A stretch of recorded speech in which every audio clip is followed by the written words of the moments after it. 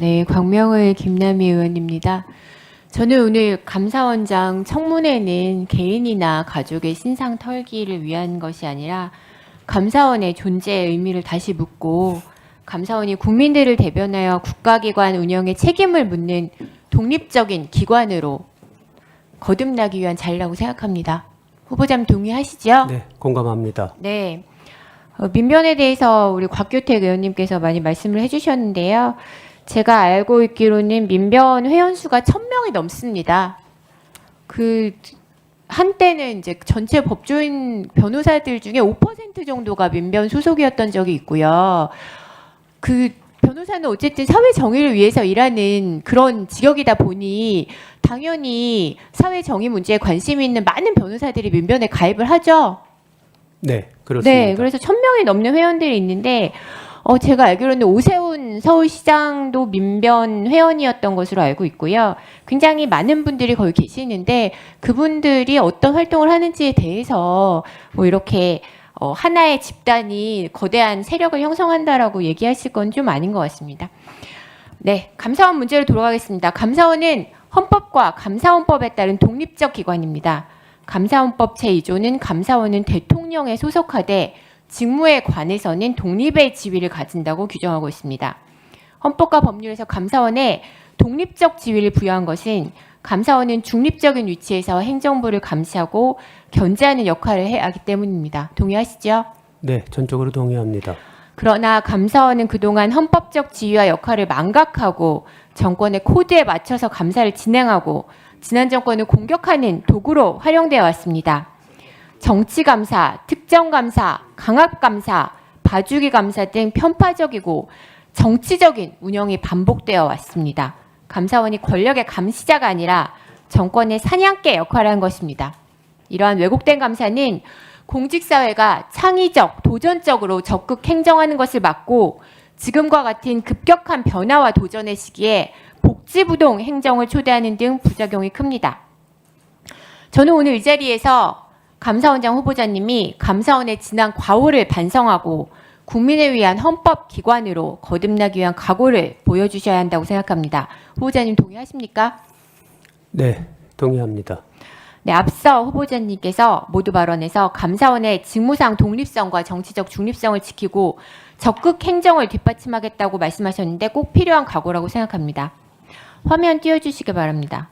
후보자님은 전임 감사원장이 2022년 7월 29일 국회 법사위 회의에 출석하여 감사원은 대통령의 국정 운영을 지원하는 기관이라고 발언한 사실 알고 계시죠?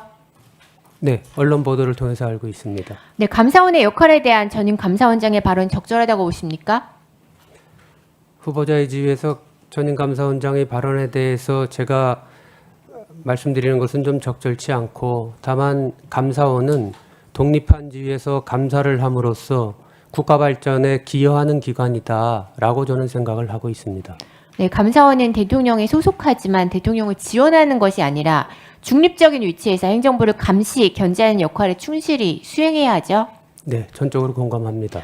그런데 윤석열 정부의 감사원은 행정부를 감시하는 것이 아니라 오히려 대통령의 지시를 받아 정치적 감사를 하는 어처구니 없는 행태를 저질렀습니다.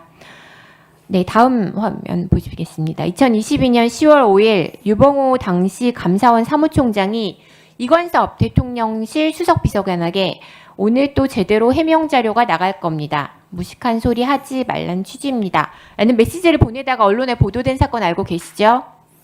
네, 알고 있습니다. 후보자님, 감사원 사무총장이 정치적 감사를 진행하며 대통령실과 직접 소통과 교감을 하는 일을 어떻게 보십니까? 정치적 중립성을 지켜야 될 감사원의 구성원은 발언에 늘 조심하고 엄중해야 된다고 생각하고 다만 우리 유병호 감사위원은 현직 감사위원이어서 제가 후보자로서 그 행위에 대해서 평가하는 것은 좀 조심스럽다는 점 말씀드리겠습니다. 네, 대통령실과 직접 소통과 교감을 하며 정치적 감사를 진행하는 일은 감사원의 헌법상 독립과 정치적 중립을 명백히 훼손한 일이라고 보이는데요. 어떻게 보십니까? 하여튼 언론을 통해서는 알고 있지만은 그 구체적인 내용을 상세하고 또 정확하게 알기 전에는 답변을 좀 조심하는 것이 좋겠다 생각합니다. 감사원장 후보자님, 근데 조금 더 소신 있게 답변을 해주시면 좋을 것 같다는 생각이 듭니다.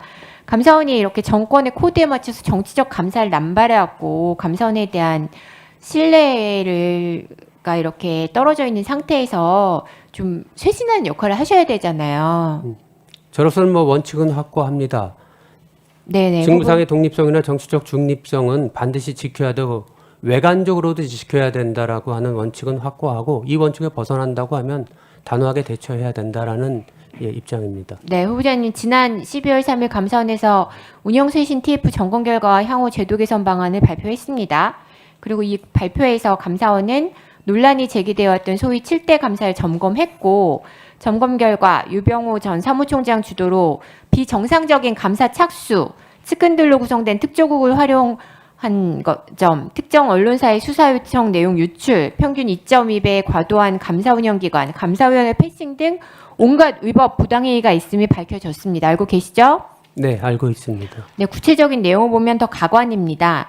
권익위에 대한 감사에서는 감사위원들이 문항 검토 중으로 감사 결과가 확정되지 않았는데도 사무처가 전산 시스템을 조작하여 주심위원 열람 결재 권한을 삭제한 후 총장 결재만으로 시행하는 일까지 있었습니다. 서해 사건 감사에서는 군사기밀 내용을 포함시키지 말아야 한다는 감사위원회의 비공개 결정에도 불구하고 이를 무시하고 언론에 배포하는 군사기밀 누설 행위까지 저질렀습니다.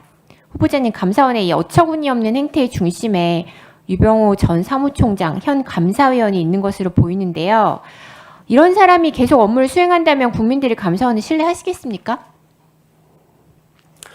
운영쇄신 TF가 스스로 되돌아보면서 점검하고 또 문제점을 확인하고 그에 대한 개선 방안도 제시한 것으로 알고 있습니다. 감사원장 된다면 그런 내용들을 좀 자세히 살피고 위원님께서 말씀하시는 취지와 우려 유념해서 잘 대처하도록 하겠습니다. 네, 감사합니다. 다음은